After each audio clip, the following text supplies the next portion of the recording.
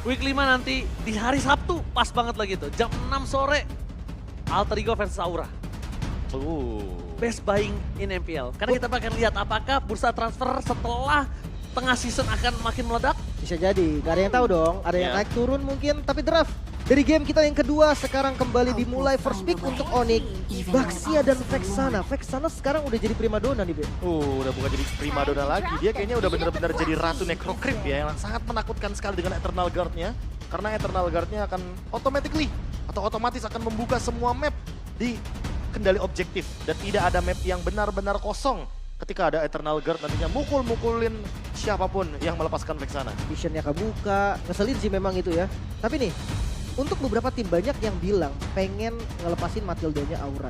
Dengan alasannya tadi, karena tim fight-nya tuh jadi nggak Yawi sentris kan. Iya, Dia jadi kayak tapi- bebas. Tapi masalahnya kalau Aura melepaskan Matilda juga itu bakal jadi masalah. Nah, Karena itu dia. setupnya Aura, mapnya bakal dibuka semuanya. Dan Yawi jadi nggak punya bush yang aman untuk melakukan setup. Tipikalnya jadi hilang lagi ya. Iya. Trappingnya jadi hilang. Tapi Nolan sampai sekarang ya, masih belum lepas ternyata. Oh, tapi Arlot, Keyboy. Seharusnya ini akan menuju ke Keyboy karena Fredrin, Arlot itu bakal menjadi combo yang sangat mematikan sekali. Bahkan di MPL Filipina, Arlotnya ini dimanfaatkan dengan Luoyi. Jadi permastan banget. Wah, itu Jadi chain stun-nya tuh mengerikan banget. Pasif dari Arlotnya akan muncul terus. Vengeance-nya akan double damage. bukan lagi dari trappingnya kalau sama Luoyi asik juga megang lane jauh, Be. Asik banget. Untuk diversion tiba-tiba yang awalnya cuma satu pemain, keluar 3 pemain sekaligus. Langsung berlima kadang, Be. Tapi ya, ini dia dijawab langsung dengan Kari yang di game pertama tadi diambil oleh teman-teman Onyx, sekarang dipegang oleh Aura. Ngomong-ngomong Luoyi nih, Lim. Kayaknya cukup menarik ya kalau kita nanti akan sedikit lihat pas depan. Week 5, week 6, chip yang nantinya tidak akan Buset dah. auto-ban Oh di iya. MPL Indonesia Itu- season 13. Itu makro harus tinggi sih. Kalau nggak makro tinggi, sayang itu hero kalau dipakai. Itu Itu karena hero yang sangat saya kayak suka sekali. apa ya, pas kamu pakai saya udah tahu nih hero-hero KB nih. Kenapa? Saya kan latihan, saya coba tuh tips ini. Ini hero-hero KB karena hero makro. Iya, iya, iya. Hero Jelas makro, banget. hero gameplay, hero support. Dia bisa main kemana aja, kita dari engage kiri bisa engage di kanan. Wah itu hero yang oke Dan less sih. mekanik loh dia. Ya, Less mekanik banget. Nggak terlalu susah untuk digunakan ya? Benar. Iya, iya. Ntar kita tunggu lah ya ketika chipnya ini keluar dan bisa digunakan mungkin sama pemain-pemain MPL. Tapi balik lagi nih Onyx, kombinasinya masih ada di double K. Kairi dan Keyboy. Gak ada Fredrin, Akai pun jadi. Akai pun jadi. Lebih mengerikan bahkan, heavy spin kita tahu sendiri 4 Oh, detik iya, iya. tentunya Vengeance 4 detik akan terus-terusan bisa dilontarkan ketika Keyboy membawakan basic command emblem. Ini udah bukan basic lagi, ini lebih ke arah classic power retribution. Iya. Ini udah classic power retribution banget.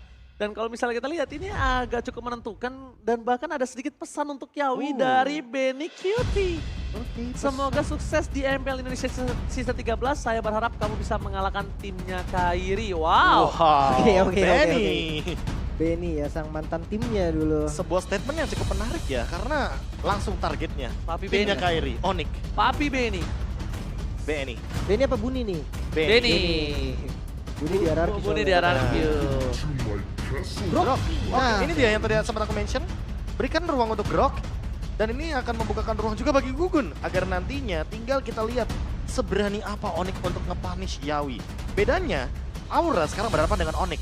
Dan ketika berhadapan dengan Rebellion Esports, Groknya Yawi ini sampai mendapatkan purple buff yang dimiliki sama Vincent. Itu dengan catatan mid dari Rebellion saat itu. Nggak Mhm. bisa perang di awal juga. Gak bisa Be. perang di Novaria awal. kan. Dan makanya sekarang kita lihat belum ada pick dari mid laner yang bakal dibawakan oleh Onyx. Kalau picknya ternyata ke arah Lilia, ini bakal jadi chaotic banget untuk Yawinya ketika dia ingin melakukan engage terhadap monster jungle yang dimiliki sama Kairi. Tapi dengan adanya Grok nih di posisi yang ya 90% mungkin di roamer lah ya. Jarang banget lihat Grok di XP sekarang. Apakah Arlotnya masih tetap taruh roamer nih, Be? Match-up-nya kan jadi nggak equal. Menurutku kalau misalkan posisi seperti ini ya, Arlotnya bukan ditugaskan untuk match up lawan Groknya sih, Lim. Dia bakal ditugaskan untuk engage karena mid laner atau bahkan junglernya. Seperti yang kita tahu, gameplay dari Arlot Boy ini kan nempelin si pemegang Retribution. Oke. Gimana pun caranya dia bikin pemegang Retribution ini gak nyaman untuk mengadu kontes Retribution.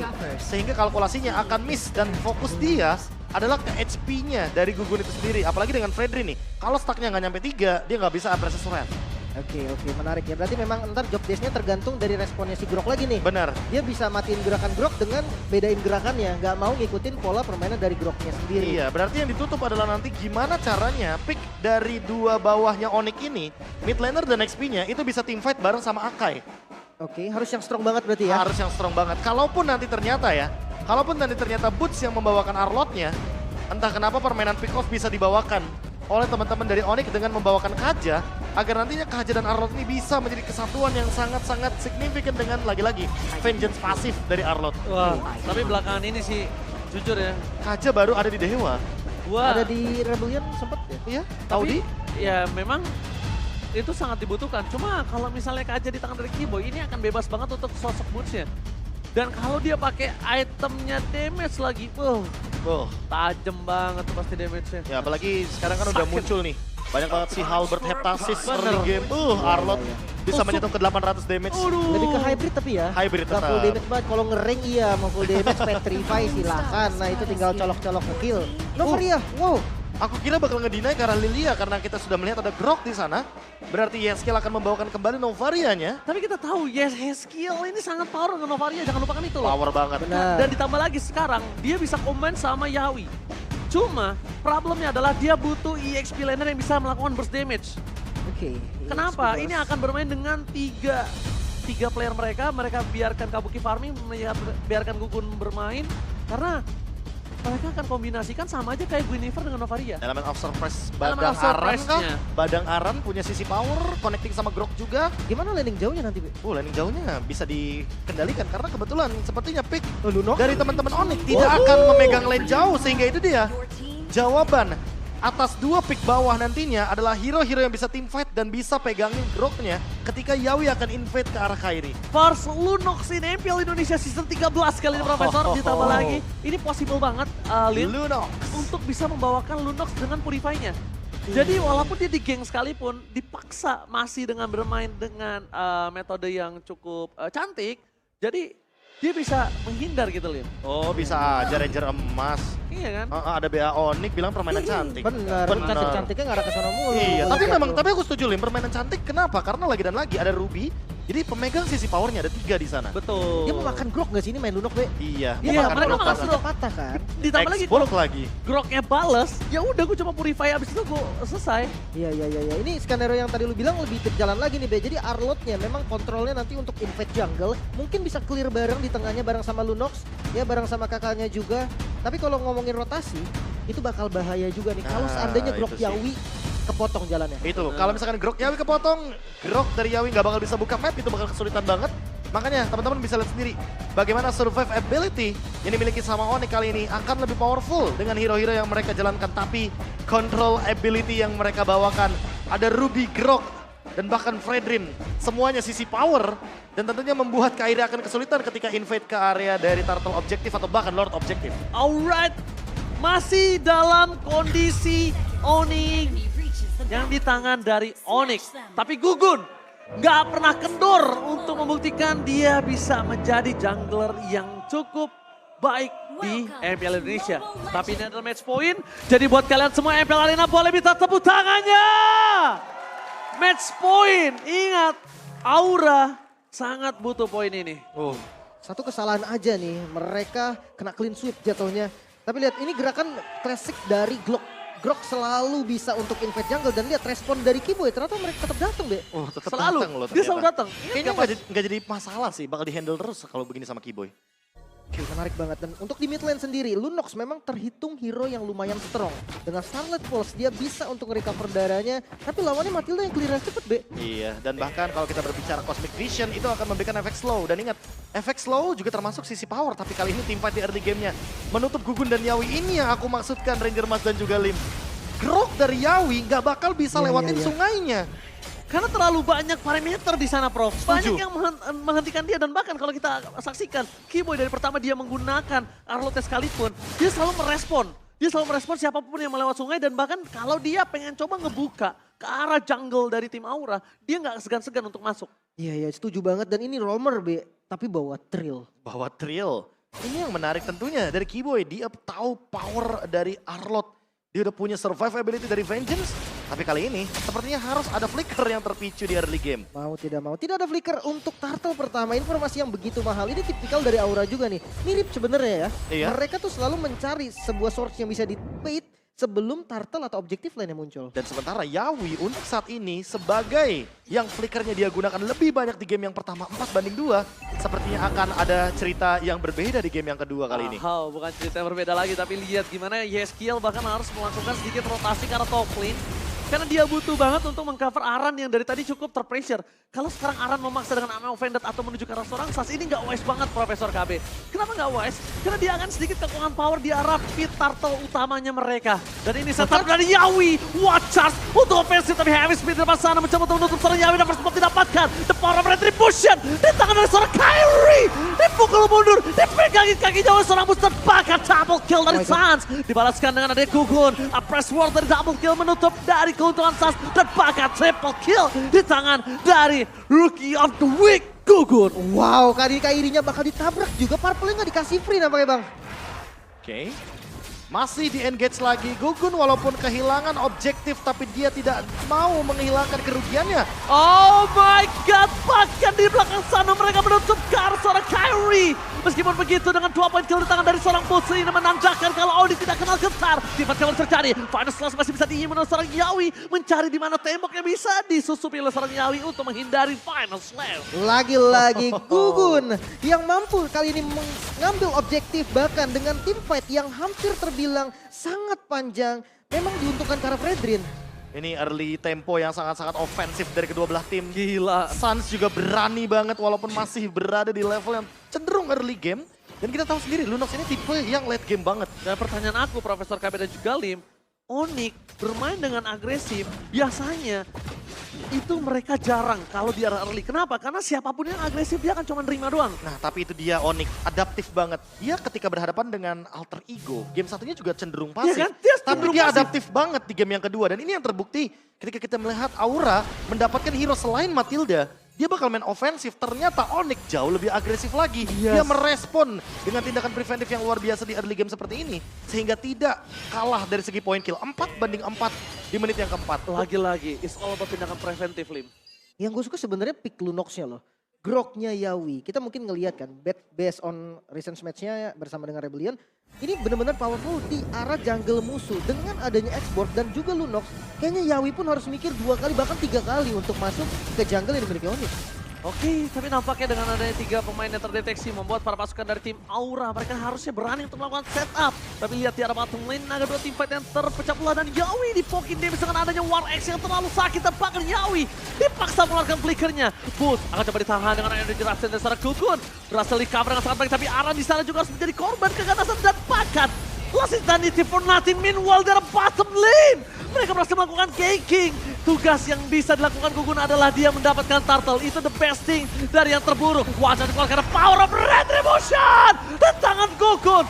1 poin yang bisa dimanfaatkan oleh para pasukan dari tim Aura dari kekalahan mereka di arah bottom lane. Bahkan Keyboy memaksa Aran di depan sana. Keyboy akan tumbang. Damage terlalu sakit. Gak bisa dipenuhi. Sas is coming. Lihat. Darken ini dikeluarkan menuju seorang Gugun dan bahkan hilang. Meledak. Dan Aran satu-satunya yang tersisa. Bahkan coba di cover habis-habisan. Terbakar. Dengan adanya order brilliant, Sans tidak bisa menyelamatkan dirinya karena Yeskiel benar-benar mata tertuju padamu, Sans. Tarik ulur lagi-lagi. Yeskiel nyaris saja tadi. Tembakannya hampir kena Karabus dan terlalu lama tim fight-nya Be. Akhirnya sampai Aura, teman-teman Aura datang lagi nih. Iya, tapi setidaknya ada satu tindakan yang dilakukan oleh Albert dan juga Suns di area bottom lane. Mereka mendapatkan 1 objektif turret. Ditukarkan dengan top lane. Untuk pertukaran kali ini setidaknya Onyx menang dari sisi gold lane-nya. Tapi yang perlu diperhatikan adalah dari sisi mid lane-nya. Karena chaotic banget team fight yang dibawakan oleh Lunox dan juga jarak yang membuat Yeskiel makin lebih aman. Entah kenapa aku melihat Suns kayaknya harus lebih menjaga posisinya. Karena walaupun dia menggunakan hero yang cenderung ofensif dan cenderung maju.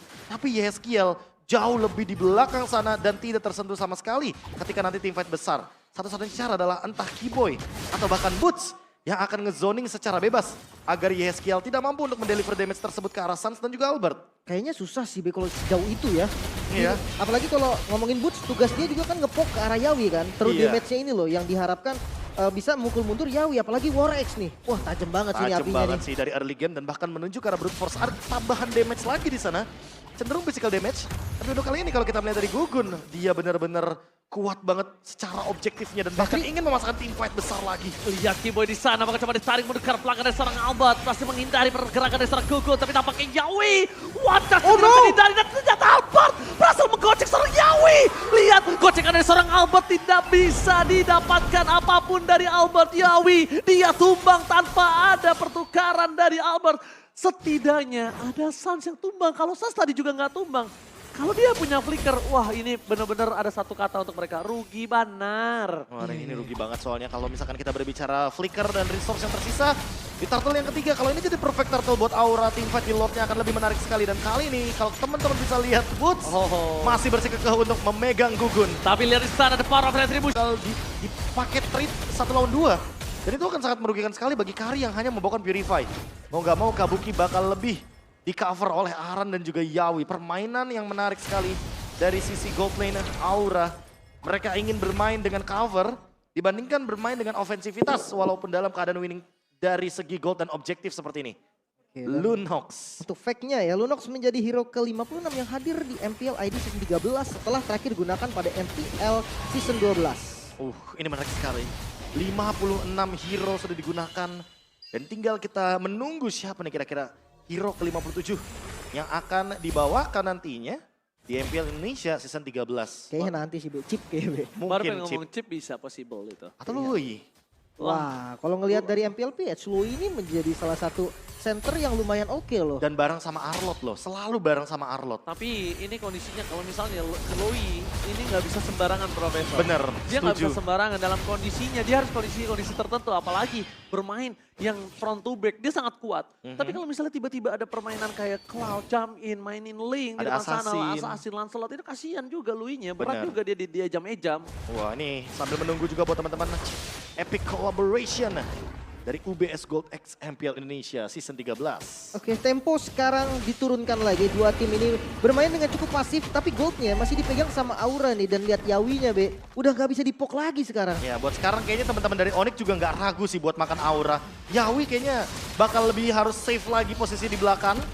Kalau misalkan dia mau engage, dia harus ada kalkulasi dan backup yang cukup agar tidak bisa di all in. Ini kembali lagi dengan adanya perbincangan kita dengan power of setup di depan sana. Sans menghindari dirinya dengan Herbert Lias. Watch menuju seorang Kyrie. Tapi Aran berhasil mendapatkan point kill dari seorang Sans. Lihat, Aran men-zoning out semua para pasukan dari tim Onyx. Bahkan belum ada yang berada di dalam pit turtle. Kyrie harus melepaskan Lord kali ini. Harus mengurungkan niatnya kalau dia masuk lebih dalam ini. Akan menjadi satu bencana untuk dia. Wow, Karena Lord bisa didapetin oleh Aura. Ini lumayan berbahaya karena mereka punya long range damage-nya nih. Yeskiel menjadi satu sniper yang paling berbahaya untuk teman-teman dari Onyx. Dan formasi dari Aura benar-benar adaptif banget. Ketika ada di laning, Kabuki akan di cover dengan 2 pemain sekaligus. Permainannya jadi 3-1-1. Tapi kalau di dalam setup dari area Lordnya, Aura benar-benar malah ngezoning nih buat Aran dan Yawinya. Kabuki dan Yeskiel di belakang free banget. Awas Sans! From Yawi! Berhasil mendapatkan keyboard di depan sana dengan Kyrie Heavy Speed. Memukul beberapa pasukan dari tim Aura. Yawi tidak bisa kembali lagi dengan tidak ada flicker. Tapi nampaknya Put harus ter-shutdown. Dengan tidak adanya Put, dengan tidak adanya Keyboy. Mereka harus mempertahankan Lord dari bottom lane dengan sangat susah. Ingat, ini mereka masih ada 4 orang yang tersisa. Albert, dia hanya Buset. menggunakan Purify. Langsung dengan Purify Game menyelamatkan dirinya. Mau tidak mau dengan 1 hit walaupun sakit. Tapi dia tidak bisa mendeliver. Itu sama aja bohong. Sangat berbeda dengan game sebelumnya. Aran, agresif playnya sangat terasa di game kedua. Bahkan ketika Sans Darkening semua mata menuju ke arah Sans. Ini nggak boleh sembarangan sih karena dia nggak purify kan, dia flicker. Maka ya wild chance-nya Yawi aja udah bisa langsung nge-meltdown Sans. Ya, 1,8 detik adalah angka yang sangat-sangat lama tentunya bagi Lunox ketika mungkin Order Brilliance-nya nggak ready. Atau bahkan dalam keadaan dia pegang chaos. Dan buat sekarang, momentum tercipta bagi Aura 5.000 gold lead. Ini adalah angka yang sangat-sangat fantastis bagi Aura. Dalam keadaan sekarang mereka ingin bermain ofensif, mereka ingin menjebak teman-teman dari Onyx. Dan tidak ingin memberikan ruang sedikit pun. Ini dia Aura ketika winning condition. Dan dia tahu lawannya Onyx.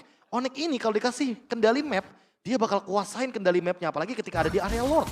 Oke, tapi nampaknya buat yang bertanya kenapa Aran lebih berani dibandingkan dengan sebelumnya. Karena flickernya selalu dipakai buat ofensif.